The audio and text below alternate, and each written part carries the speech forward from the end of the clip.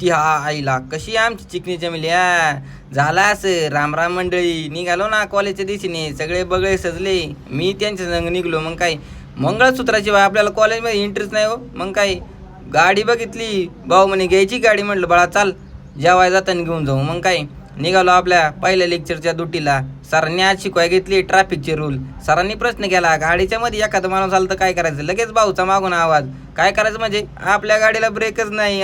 सणानं पिरी म्हटलं शाबा सरांनी दुसरा प्रश्न लगेच